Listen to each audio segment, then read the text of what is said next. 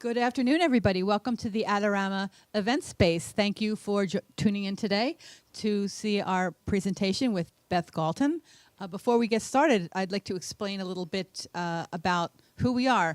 APA New York, American Photographic Artists. We're the Northeast Regional Chapter of American Photographic Artists, and we are the country's leading advocate for photographers. And our members, we're all about successful photographers and helping photographers be more successful. And our goal is to establish, endorse, and promote professional practices and standards for photographers in the photo community, and we help mentor and motivate the community. And we have chapters around the country. If you're not in New York, that's fine. We have chapters all over the place, and we can help you be a more successful photographer. And actually, right now, one of those we help get our members' work seen is in various competitions. We have a photo competition, a juried exhibition competition that just went live this week that will culminate in a week-long exhibit at Soho Photo Gallery here in New York. Anyone from around the country can enter. And if you look at the top of the comment section, you'll see the link pasted there for you to go in and get more information about it. And Beth has been in that before. Right, I'm going to show. I'm going to show your graphic. Okay, and our Los Angeles chapter recently had a competition as well, and Beth was one of the winners of that. So, and it's a really great opportunity to get seen, and also top prize in each category is $1,000 cash, which, as Yogi Berra used to say, is just as good as money. And so we hope you'll look at the prospectus and enter. And now to there's the card. There you go. To Beth Galton. Beth Galton is, I would say, a beloved member of our photography community, a long-standing member of the community whose work is wonderful and who is an amazing teacher as well. And we've had her give talks before, and she's really terrific. And I'll let her tell you more about herself. But she's an amazing food photographer, still life photographer. She tells stories in using still lifes, which is very unique, and so she's going to be talking to you about that. And without further ado, here's Beth Galton. Thank you. I want to thank Adorama, APA, and Debbie for inviting me here today.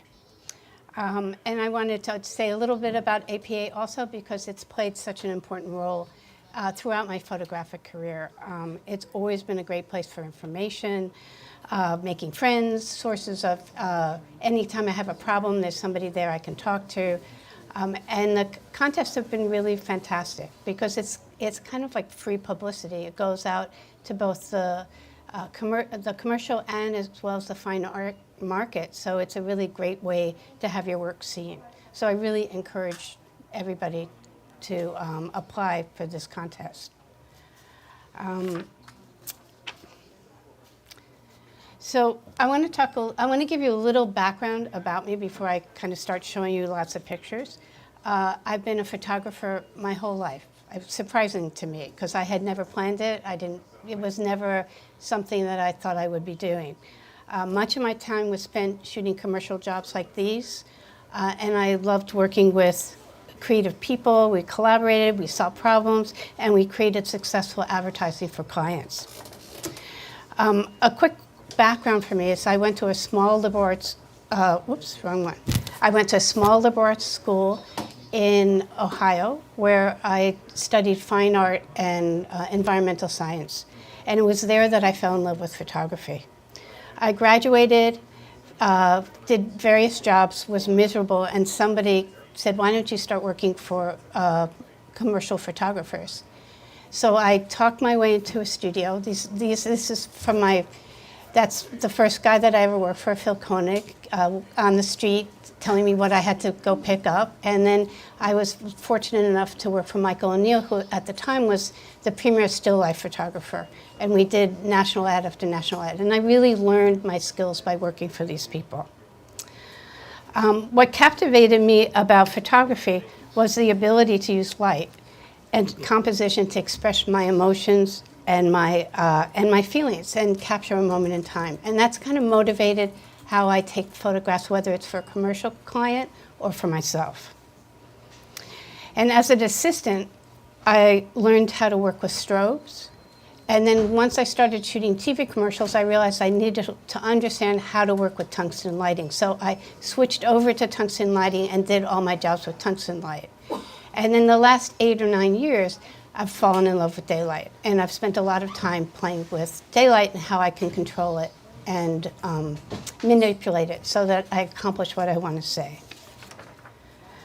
Okay, so as Debbie mentioned, I always start from a place of telling a story, because when whether it's an ad that has a message that needs to be told, or it's a photograph that I want to evoke a feeling, I want a story behind it. So most of my photographs are constructed in front of the lens. It's very rare that I find them out in the field. So like this shot was done, it was done for a homeware company in Mexico, and we built this set. Quite often I will take a picture like of the pancakes, and then I thought, well, I want something to go with it. I want to tell more of a complete story of the honey that was poured over the pancakes. The next couple of images were from a series that I did about eating food in diners. I wanted to shoot some breakfast food for my portfolio, and instead of just doing classic shots of eggs and pancakes, we thought, let's do a story about different people eating in diners. So this was a working mom taking her kids out on a Saturday. You could see chaos evolve. So we created these little moments in time. This was about a cop who had a soft side to him, and we tried to make it kind of tongue-in-cheek. We turned them into postcards, and then we had a writer write short little snippets about them. And this was about a breakup and trying to soothe their broken heart by eating a waffle. Food is kind of a natural way of telling a story. This was all constructed in my studio. We wanted to talk about process of baking. And that's, quite often I'll look at things from different perspectives. And this was, again, part of that process. And I like the idea of motion in the photograph because, again, it helps tell more a story of what's happening, who's there.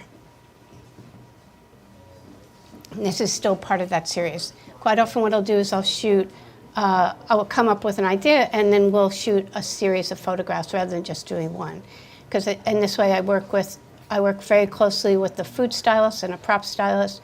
I'll have a core of an idea, and then I'll kind of turn it over to them, and they'll bounce ideas back and forth, and then we'll do a series of photographs.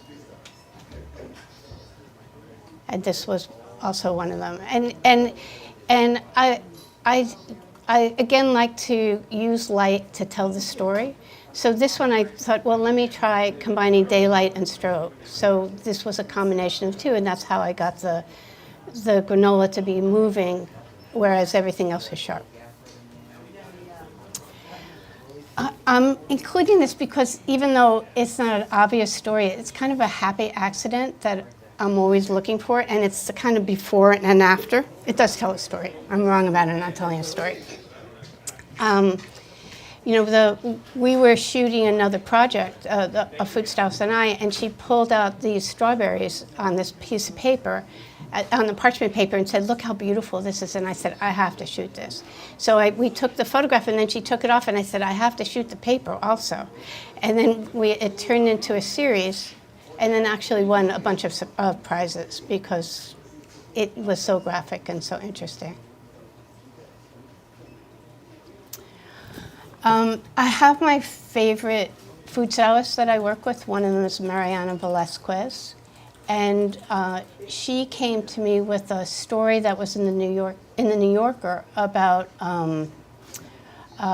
Luis Barragan, the Mexican architect. And there was a funny story about how there was a fight over his ashes, and they wanted to turn him into a diamond. I don't know if people remember this story, but Mariana's like, in the article, it talked about he would have these elaborate dinner parties and all the food would be pink. She said, let's do a story with pink food. So she created the menu, and we tried to include little snippets of Barragan's architecture in there. And then we turned it into a book, and we put recipes with it, and it became a mailer that I mailed out to clients.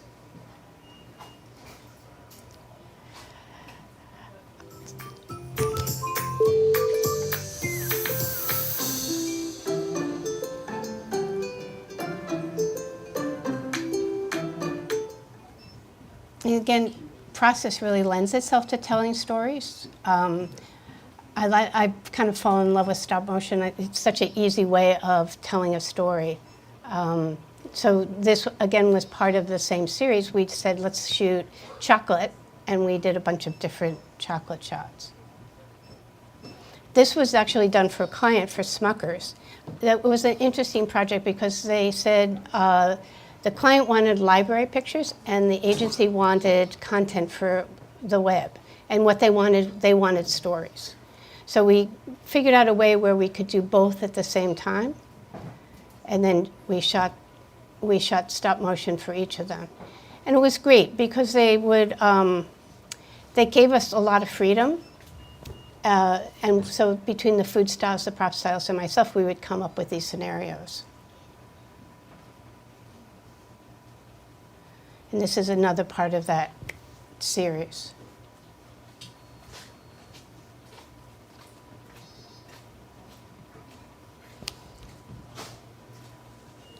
This was a really fun job because we got to work with lots of we had talent on the set all the time, so you could really expand the stories and make them, each recipe could have a story. This is part of another series that I did with Mariana, and we wanted to do these kind of panorama pictures of food.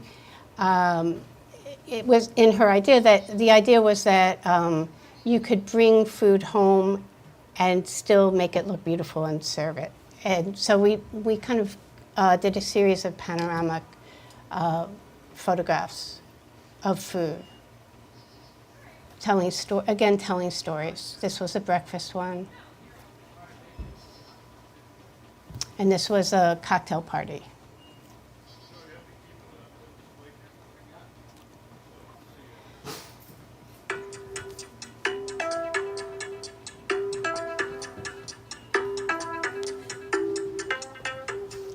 And sometimes it's as simple as that. It's just the moments in time where light is moving. And I do it also in my still lifes. It's not just food. I've showed you a ton of food in the beginning, but I am passionate. Whenever I take a picture, I'm still thinking about what do I want to say, what emotion do I want to express. This is another one in the same thing. And these are part of another series that I'll show you more of. But again, it's taking objects and composing them in a way and lighting them so that they tell a story. Inspiration.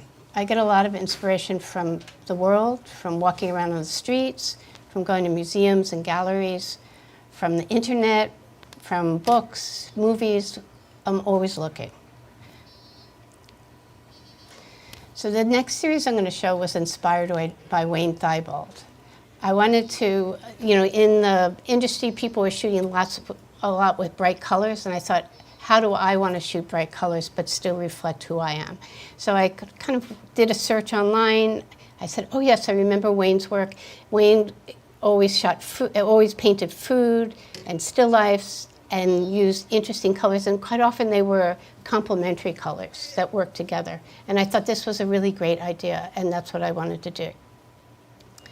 So I gathered up my niece, who was unemployed at the time, and we started painting backgrounds.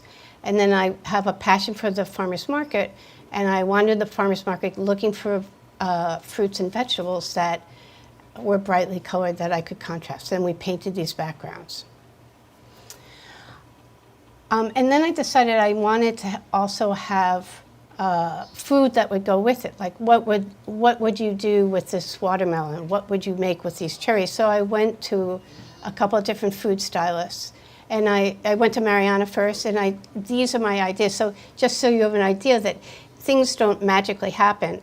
There's a lot of planning that goes into it, and that even though I'm not a big preconceiver of image, I do a lot of research before so that there's room for the image to happen. So I suggested to Mariana, you know, it could be soups, it could be tarts, it could be whatever, but I wanted to just kind of show you, this is from the PDF that I sent her. And then these are the final shots. So we ended up with a cabbage soup and an amazing cherry kafluti. I can never say the name. And then this beautiful squash tart. And these were actually hung in a show in the Delaware Contemporary Museum about food last year.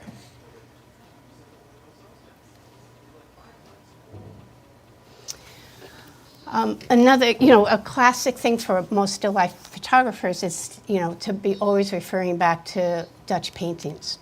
And it was the fall, and I wanted to do a kind of classic Dutch painting, a Dutch photograph inspired by the Dutch paintings, but I wanted to be more contemporary, using fall produce from the farmer's market. So I contacted Betty Blau and Eugene Joe, both incredibly talented food and prop stylists. And again, I gave them some reference like this, said, this is what I'm thinking, what are your thoughts? And we kind of kicked some ideas around, and then we came up with these. So we did a still life, a kind of classic still life shot of the food before it's made, and then they did kind of an inspirational food photo that is not necessarily based in reality.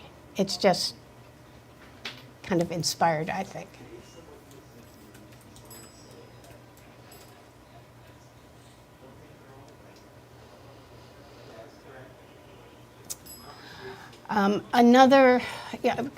I've always been really passionate about plants, and in school I saw botanical drawings. I was kind of exposed to them, and so I'm always going back to them.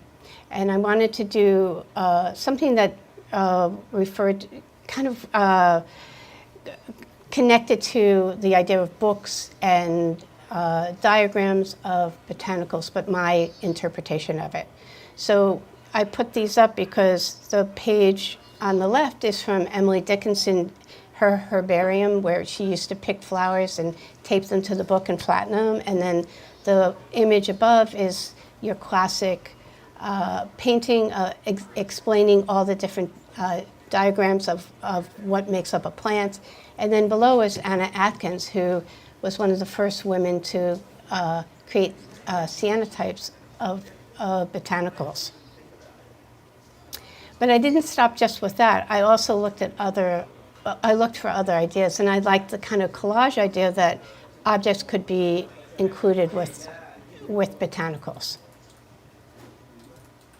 So then these were the photographs that came out of this. So I'm always collecting things, plants along the way. I specifically went looking in yard sales and flea markets for botanical material. And then I played.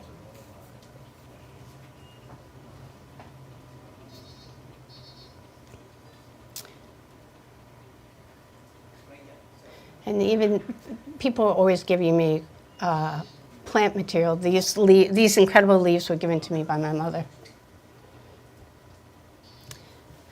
So concept. I mean, things kind of overlap a little bit here, but I also really like conceptual photography. And I'm always looking for a really good concept. And again, I'm back in the web. I'm back looking at museums, wherever I can, to get ideas.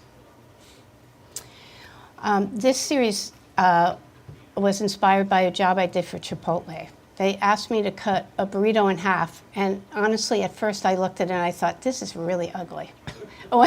and then after a while, I thought, oh no, this is a really great idea. And I approached a food stylist, Charlotte, on this, and I said, how about if we take more contemporary food and we cut it in half and look at it?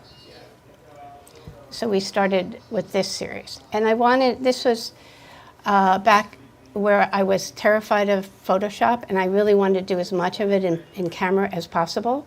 And I wanted it to look real. You know, there is some Photoshop in all this series, but a lot of it was done real. She used a lot of glue, a lot of glycerin, a lot of gelatin to create this series. This series was my 15 minutes of fame. It was on a blog, and within 15 minutes, it shut my website down, my email down, because there was so much traffic. And it has a life of its own. It still circulates the world. And it's been in museums and galleries.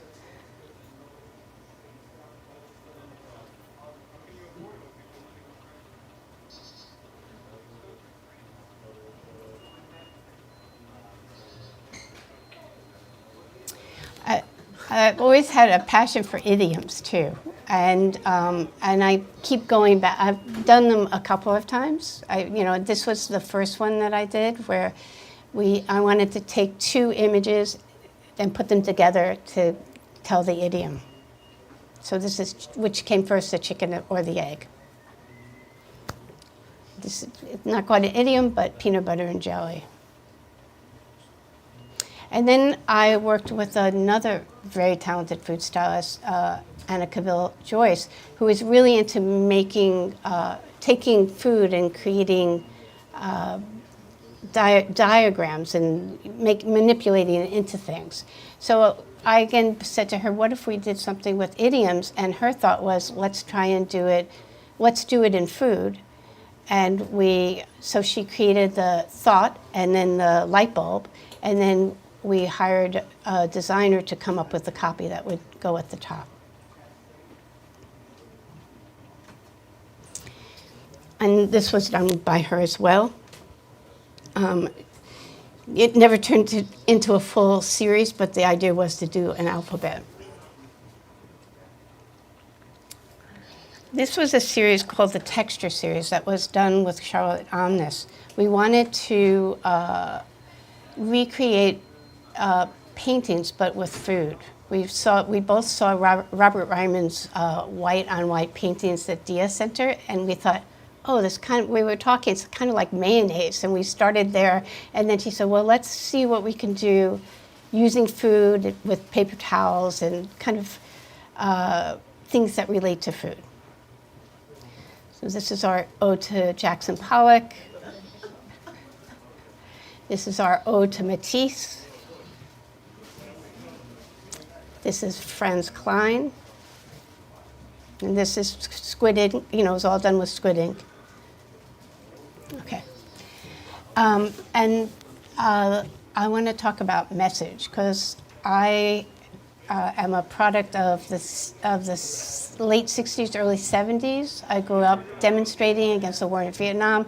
I've always believed in doing the right thing. And once I got involved in photography, I thought, how can I use my craft to also send a message? So this was a story that ran in the Washington Post.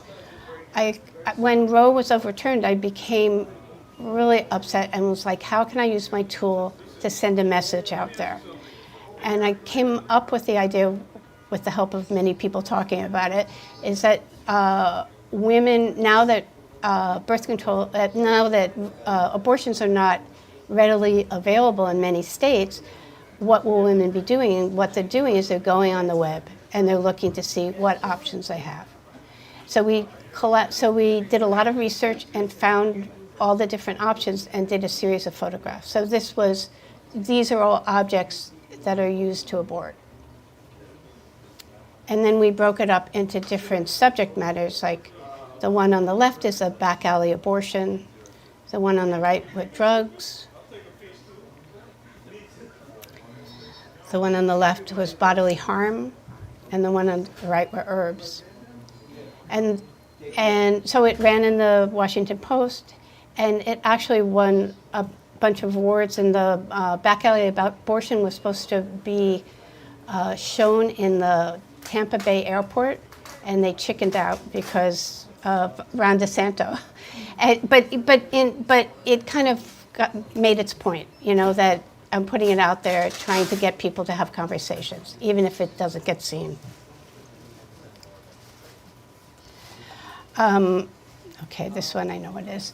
So I was approached by advertising agency Ogilvy and Mather to be part of a campaign when Me Too happened, and they made a video, and I needed to create. Women made it very clear that time was up for gender inequality, which clearly made some of the penis owners in the crowd very uncomfortable.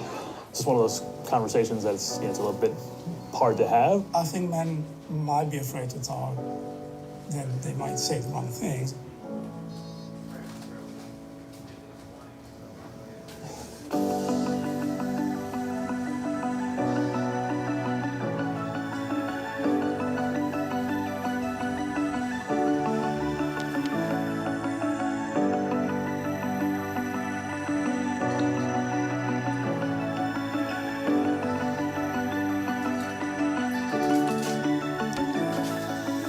My love, I don't know what it's like to walk in your shoes. Be overqualified and underestimated. To be objectified, to be silenced. I do know that you deserve better. Everyone wants to.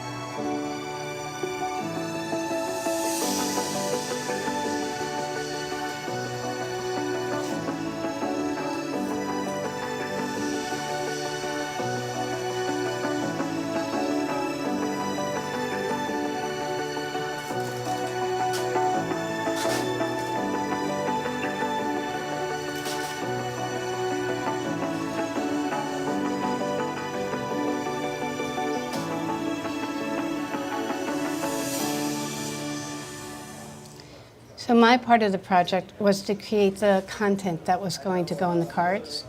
So they hired me to create these photographs.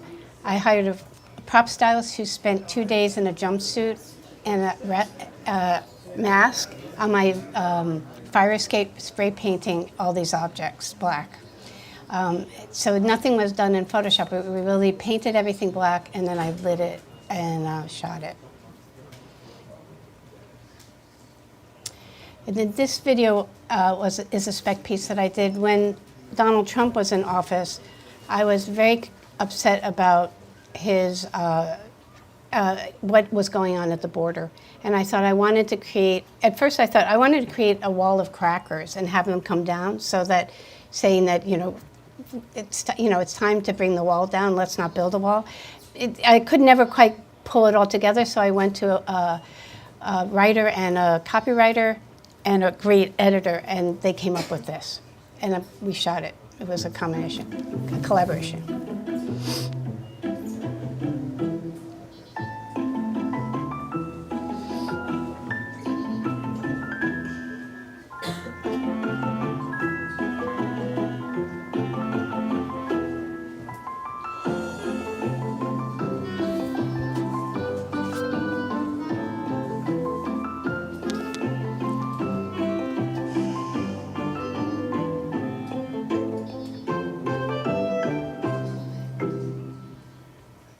This too won a bunch of awards. We entered it into different award competitions. And I can't stress enough, it's such a great way to get your work out there without spending a tremendous amount of money, and just to get seen.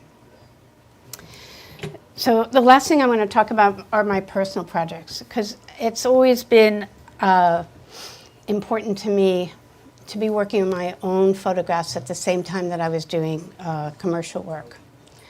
And I was in college when I found photography and fell in love with Edward Weston, Edward Steichen, and Aaron Siskin. And when I saw this work, I thought, this is what I want to do. I want to take photographs.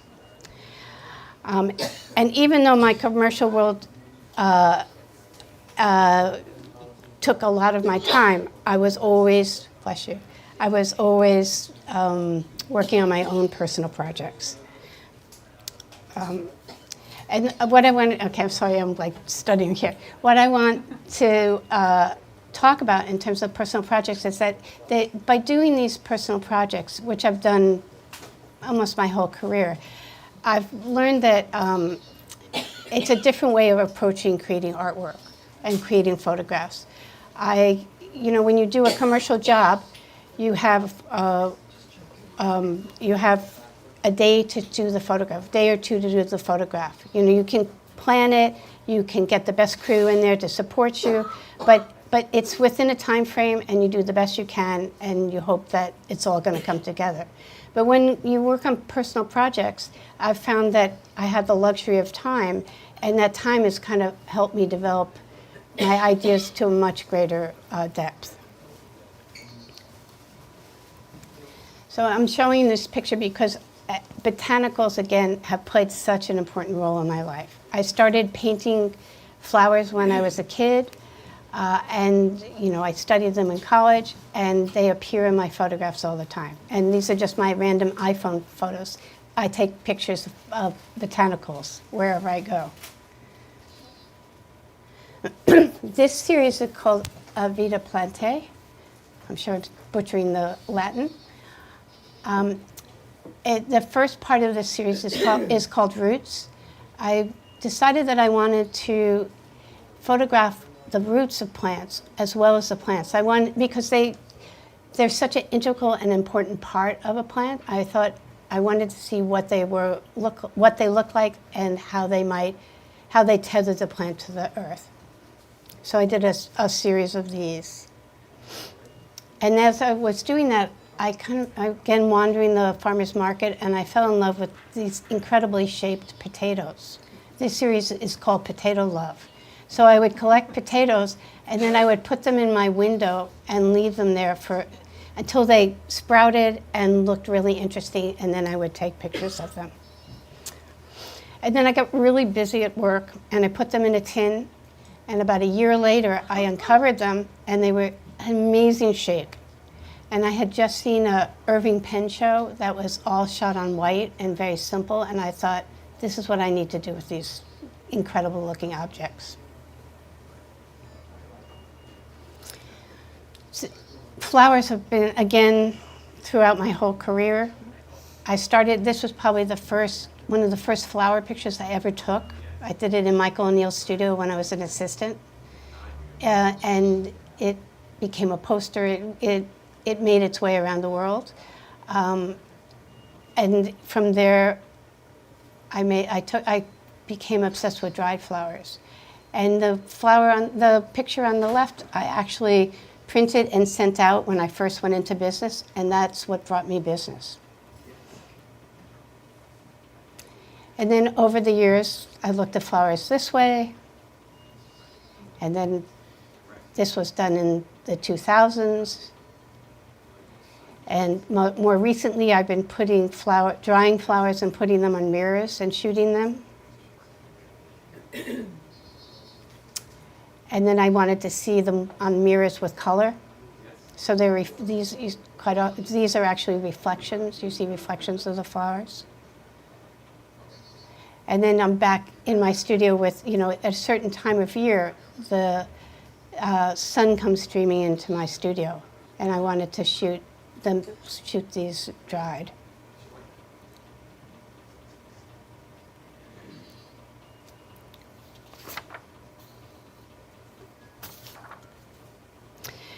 I actually wrote something to go with these photographs, and I thought I would read it to you because my writing is so much better than my speaking. And what this series is called Botanical Shadow and Light.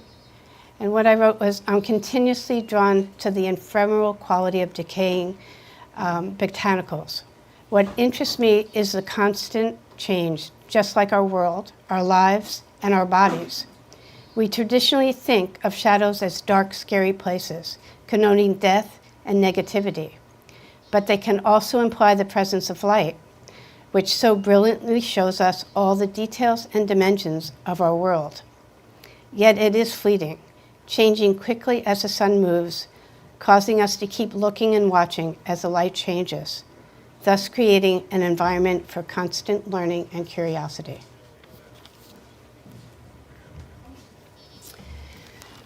This next series I created when my parents my parents had been divorced for 50 years. They lived in different states, and they died 3 days apart. And I inherited my mother's house with my sister, and when the two of us went there, we found that we knew she had a lot of stuff, but she was really a hoarder. And there was so much from my childhood and from when she was with my dad. She was only with my dad for 10 years, that I thought I need to take some of these objects and bring them back to my studio and work with them. So it created, this series, it actually took me 2 years to work on. I shot all the interior photographs first, and then I felt like they didn't quite say what I wanted them to say. And it was, for me, it was kind of a cathartic experience. I had a very tumultuous relationship with my mother, and it was a way for me to kind of see her in a different light and kind of come to terms with who she was.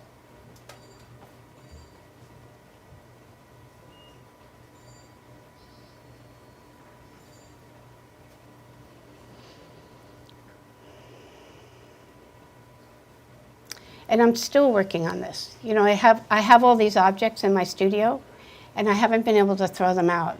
And I had an intern this past year, and we photographed a lot of them. And so now I'm trying to figure out, am I going to make a book? Am I going to make it into an exhibition? What am I going to do with it? But I know that I need to add another layer to what these photographs are. The next series I'm going to show you is how I spent COVID. You know, everybody was locked in, and I was in my apartment with my husband, and then my son came to live with us, and my next door neighbor, and we became a pod. And what I became obsessed with is I started reading the New York Times, and the Washington Post, and I saw all these maps that showed where people were getting sick and dying. And what was horrifying and upsetting to me was that these were human beings, and yet they were reduced to numbers and to little dots.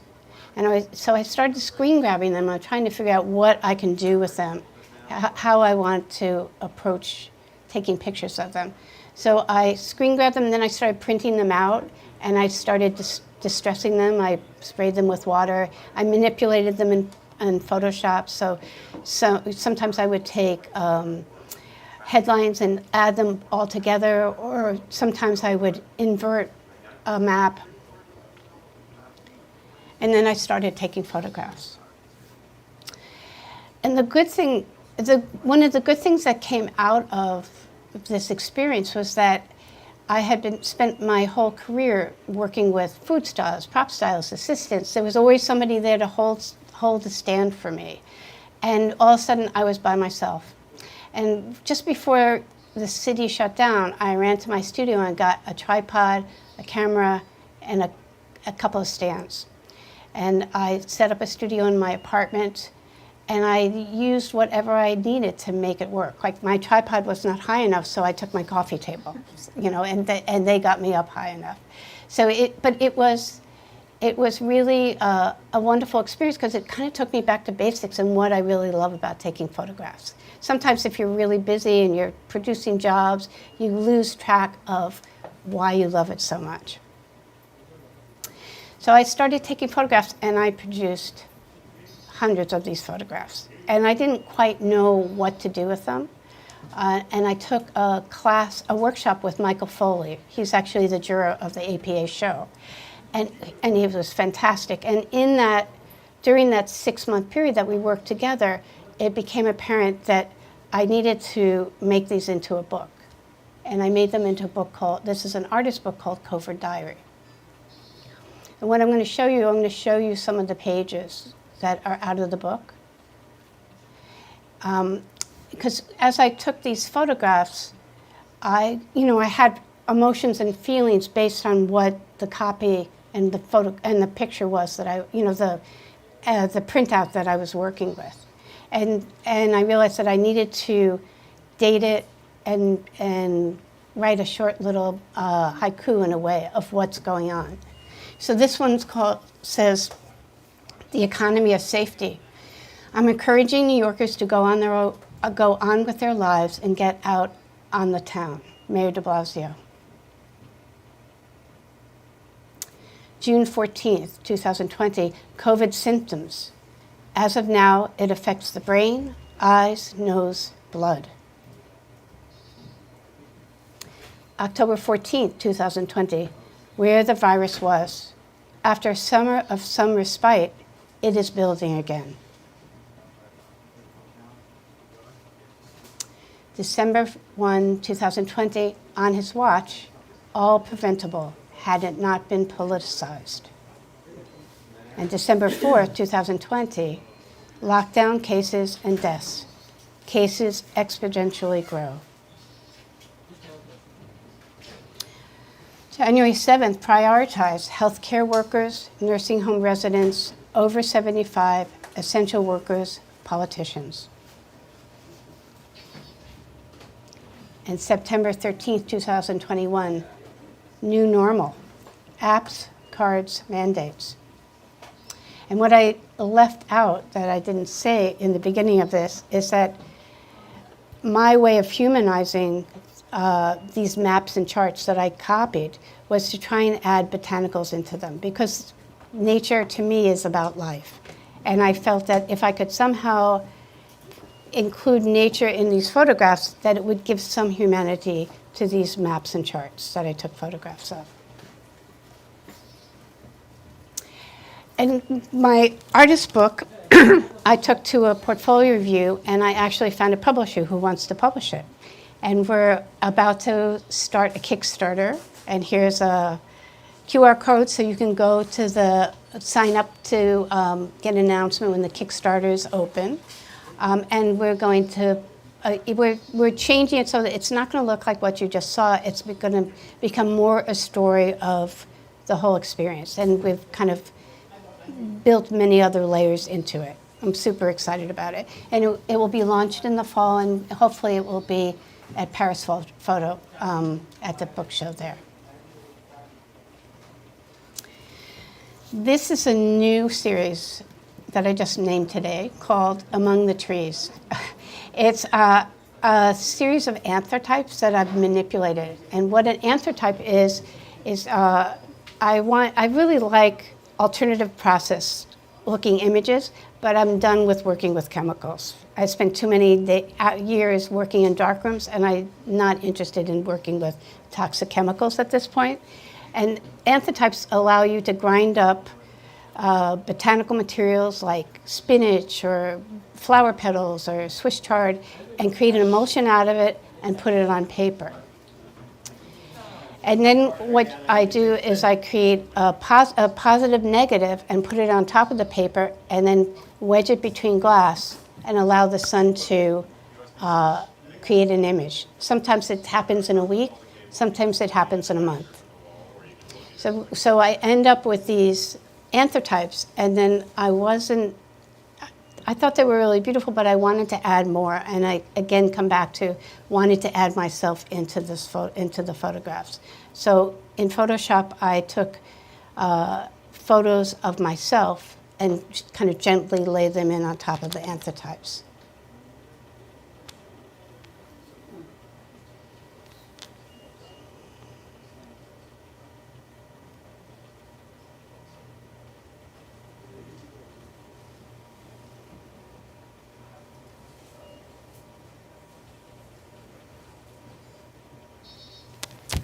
And then this is the last series that I'm going to show you. This series was awarded a Sony Worldwide award this year in still life. I actually went to London for the presentation. It was very exciting. This was inspired by walking to work every day. There's a line of London plane trees. They're kind of typical trees in Manhattan and in London, you know, in cities. And they're these kind of sensual-looking trees that have kind of beautiful knobs, and they look kind of camouflaged. That's what caught my eye first. And they change when it rains, they get bright green, and then when it's dry, they kind of become more beige. And as I was walking by them, excuse me, I realized, I noticed in July that the bark started peeling off of them. And the bark was so beautiful. It was these big curls of bark, and I just thought, okay, I'm going to start collecting these and take them to my studio. And I began to play with them. And I took photographs, and I thought of the bark. It wasn't enough, and then I thought I need to add myself again into this photograph in some way. And since I'm always using ideas, you know, recycling ideas that I have from before, I thought, let me try this tracing paper again. And I took iPhone photos of myself, printed them out on tracing paper, distressed them, and then combined them with the bark that I found.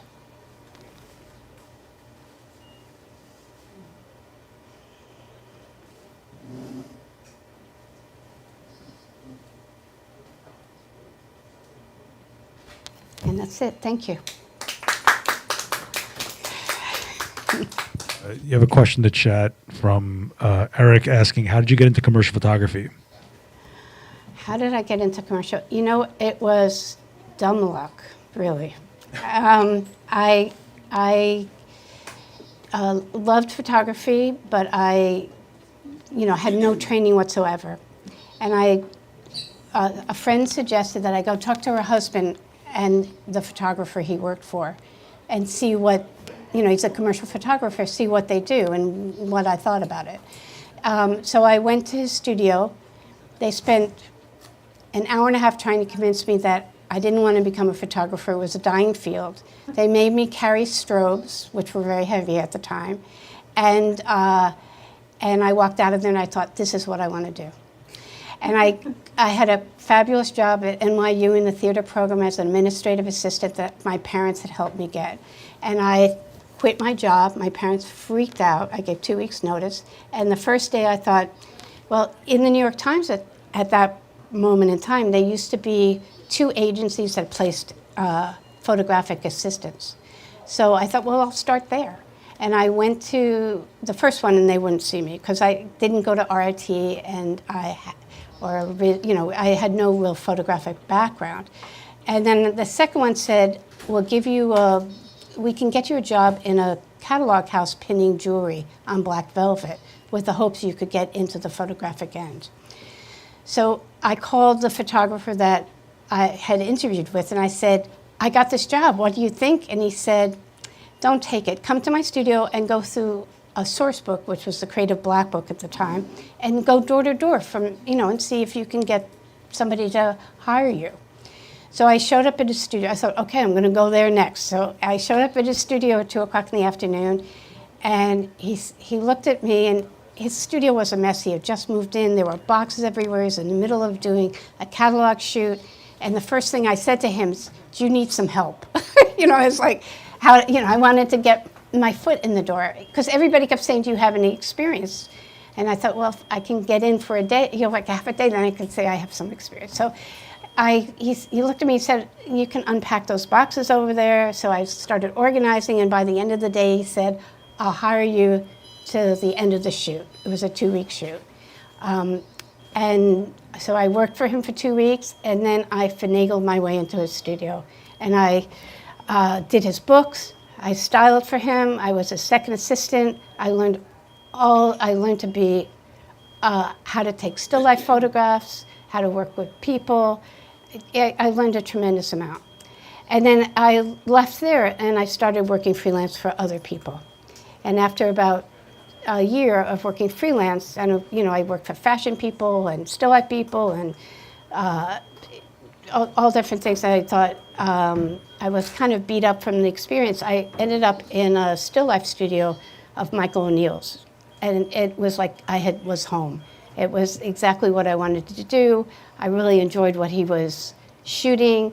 I learned a tremendous amount from him, and he allowed me to take photographs in his studio.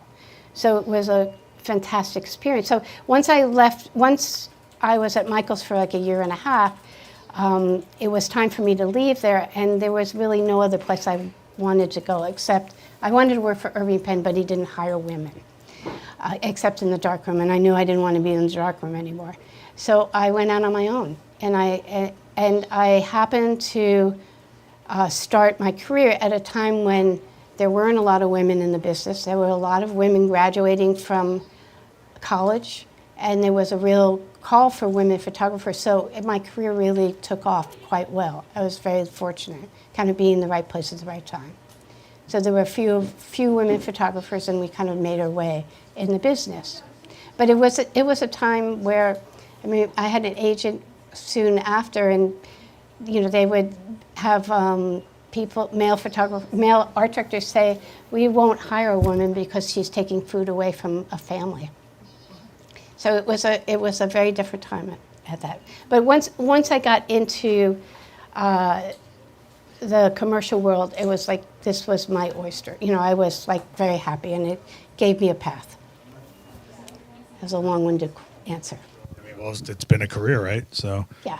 there's nothing else in the chat, but anything from you guys here? We're good. If you guys did like this event, make sure you go talk to Marav or any of the sales associates. Let them know any feedback. But you guys in the chat, what is this? Half of you didn't hit like? Come on, Beth's sitting here. Let's say what's up. I want to thank Beth for being part of this, APA for partnering with us. There's a link at the top of the chat for you guys to enter their competition. And don't forget, this is like once a month, right? That where you got APA events, and every day we're going live or dropping videos on this channel. So hit like and subscribe. Beth, thank you so much. You guys can clap for her. It'd be nice if you did that. Thank you. All right, we'll see you guys on the next one later.